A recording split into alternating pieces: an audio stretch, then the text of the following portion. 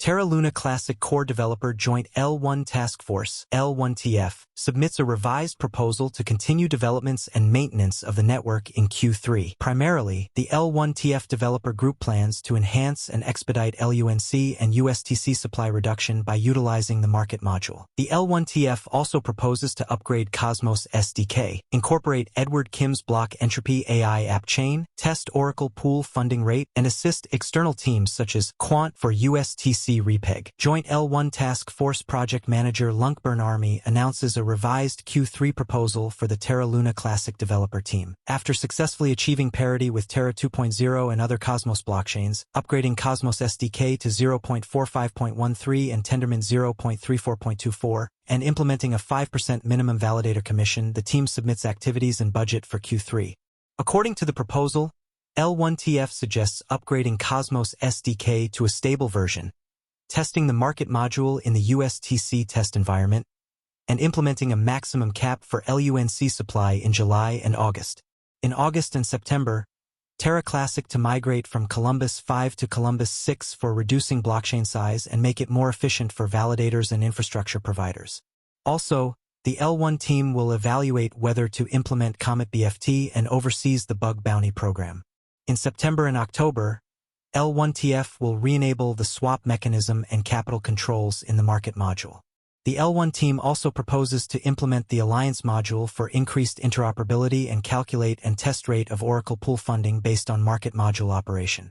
The joint L1 task force will also work with Edward Kim to incorporate the block entropy AI app chain into Terra Classic and the Quant team for USTC repeg. The total budget requested for Q3 is $116,700. Which is approximately 1 billion LUNC. Any surplus budget amounts will be sent back to the community pool at the end of the quarter. Full-time developer Superman, $12,500 per month, is back to the joint L1 task force team after remaining missing in Q2. Part-time developers Shi and Vin, $6,250 per month, will remain on the team. The total ask for Till, Fragwordig, is reduced to $9,300 as he will remain available for only a limited time this quarter. Also, Project Manager LUNC Army, $5,000 per month, a discretionary budget of $3,000 per month, and an OPEX budget of $3,000 per month. LUNC price currently trades at $0.000092, up 3% in the past 24 hours. The 24-hour low and high are $0.000088 and $0.000093, respectively. Meanwhile, USTC price is trading at $0.012, up 4% in the past 24 hours. In recent developments, a major disagreement has been brewing in the Terra Luna Classic, LUNC, community after a popular validator, Mr. Diamondhands, strongly opposed a new governance proposal. In an ex-post, Mr. Diamondhands, who runs LUNC.org, called the proposal one of the worst in recent times. He warned that it could have serious consequences for the network if approved. The governance proposal under criticism seeks to create a Terra Classic sub-DAO. This proposal hinges on plans to decentralize decision-making processes within the LUNC ecosystem. It also suggests creating a special team to respond to emergencies without waiting for full governance approval. The goal is to make decision-making faster and more efficient. However, this proposal has spurred mixed reactions among community members. Critics claim it could grant excessive, unchecked power to a select group and undermine the blockchain's decentralized ethos. Similarly, critics fear that bypassing traditional governance mechanisms could lead to decisions misaligned with the broader interests of the LUNC ecosystem. Notably, the proposal has garnered 39.41% approval, 7.95% opposition, and 25.47% votes marked as no with veto. The voter turnout is 28.95%, falling short of the 40% quorum required for passage. Mr. Diamondhands has emerged as a vocal critic of the proposal. In an ex-post, he termed it a realistic effort to develop centralized legitimacy under the pretense of decentralization. Meanwhile, a LUNC Telegram group screenshot has added to the debate. In the chat, A community member said they might leave the blockchain if the proposal fails. Another user agreed, raising concerns that the issue could split the community. Speaking on the above, Mr. Diamondhands pointed out that some supporters of the proposal have even threatened to leave if it does not pass.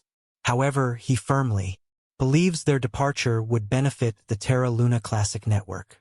Unfortunately, this dissension comes as the Terra Luna Classic, LUNC, community recently celebrated a major achievement. Reports show that the total number of LUNC tokens burned in the network has passed 400 billion. It is worth mentioning that despite market volatility and controversy, LUNC's price has stayed relatively stable, with no significant fluctuations observed. However, investors closely monitor the situation as substantial governance changes could influence market sentiment. As of this report, Terra Classic was trading at $0.00006361, increasing by 1.11% in the last 24 hours. IN-related news, CoinGape reported that the Terra Luna Classic community is considering reducing the 21-day waiting period for withdrawing staked LUNC. The International Monetary Fund, Terra USD/UST, which tracks the US dollar, and Terra KRW/KRT, which monitors the South Korean won, are two more Terra stablecoin denominations. By burning Luna, users mint new Terra, an algorithmic stablecoin or cryptocurrency that automatically tracks the price of other assets or currencies, can be paid for using Terra, an open-source blockchain payment platform. Users may instantaneously spend, save, trade, or exchange Terra stablecoins thanks to the Terra blockchain. Stablecoins are made via the Terra protocol and are intended to continuously follow the value of a fiat currency, which is a currency that is backed by the government, like the euro or the US dollar. Terra and Luna are the two cryptocurrency tokens that make up this system. Terra are stablecoins that are named after fiat currencies and follow their price.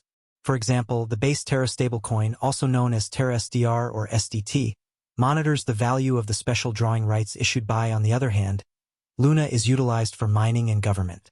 The staking token for the Terra system, Luna, takes on the volatility of the Terra stablecoin's prices. Users stake Luna to Terra blockchain miners, sometimes referred to as validators, who log and confirm transactions on the blockchain in exchange for payment in the form of transaction fees. Luna's value rises in tandem with Terra's utilization. Terra's main characteristics. In the quickly growing Asian e-commerce market, Terra seeks to increase value for consumers and efficiency for payment service providers. Terra challenges current retail payment apps with Cosmos blockchain technology. Terra circumvents the current disjointed payment infrastructure by offering a comprehensive end-to-end payment solution. Payment service companies might save hundreds of millions of dollars a year by utilizing Terra's technology. To handle the collateralizing procedures that support and protect the market stability of Terra's stablecoins, the Terra crypto network uses its native Luna currency as a governance token and utility. Terra's advantages and disadvantages. Advantages. Software developers can create their own protocols and dApps on top of Terra using the blockchain-agnostic development platform that is part of the Terra ecosystem. A number of currency-linked stablecoins are supported by the Terra protocol. Tokens from Terra Luna contribute to the stability of its stablecoin.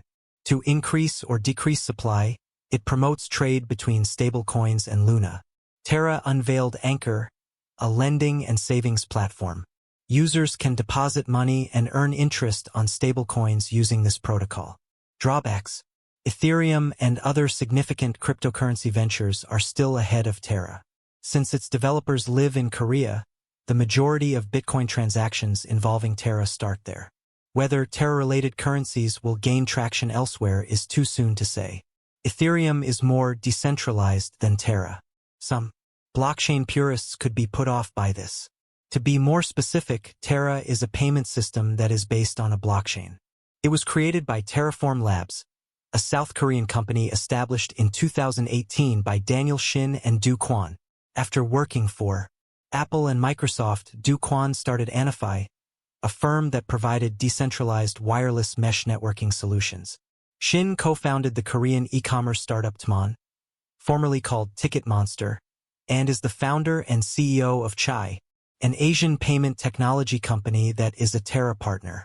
Terra has 114 projects spanning DeFi, Web 3.0, and non-fungible tokens, NFTs, as part of its expanding crypto ecosystem, which aims to become a top e-commerce stablecoin payment and DeFi service provider. Among these projects are Anchor Protocol, a fixed-yield platform that offers easy access and borrowing yields. In South Korea, Chai is a payments app with more than 2 million users. Terra. The Terra blockchain serves as the foundation for this decentralized lottery platform. Mirror Protocol enables the development of synthetics or fungible assets that mimic the pricing of actual assets. Talus Protocol, an online marketplace enabling artists to provide their talents and sell their works. Vega Protocol, a derivatives trading and minting platform. The Terra protocol aims to keep the price of the Terra stablecoin stable by making sure that supply and demand are always balanced through the use of arbitrage. This is because the main value of stablecoins is derived from the stability of the price peg, theoretically avoiding the volatility typical of cryptocurrencies. Luna absorbs the volatility of the Terra stablecoin and acts as its variable balance. Imagine the entire Terra economy as being made up of a Terra pool and a Luna pool, which are utilized to modify the pricing through incentives for network users. This will help you grasp how Terra operates. Even after last year's crash, the developers are still putting in a lot of effort to keep the project running smoothly. The Terra Luna Classic developers presented a significant request to create and enhance liquid staking derivatives. According to a news story that surfaced on CoinGape a few weeks ago, the proposal states that in order to implement Quicksilver, an interchain liquid staking protocol for the Cosmos ecosystem, developers aim to modify the permitted interchain account host messages. This enables the Quicksilver chain to execute permitted messages and transparently create and manage accounts on the Terra Luna Classic chain. By enhancing network security and decentralization, it will also optimize liquidity and capital efficiency and permit interchain staking on any validators. Additionally, it eliminates the need for an unbonding period to pass before a position holder can sell the assets they have staked. You should be aware that the Terra Luna developers are still trying to improve the project in light of this. This is to let you know that there is still hope for Terra Luna. I think everything will be all right very soon. I also think Terra Luna's investment can make you wealthy. However, it all relies on how much you are prepared to hang on to, how much you expect from the market, and how much you are putting in Terra Luna Classic. Terra Luna's native token is called LUNC.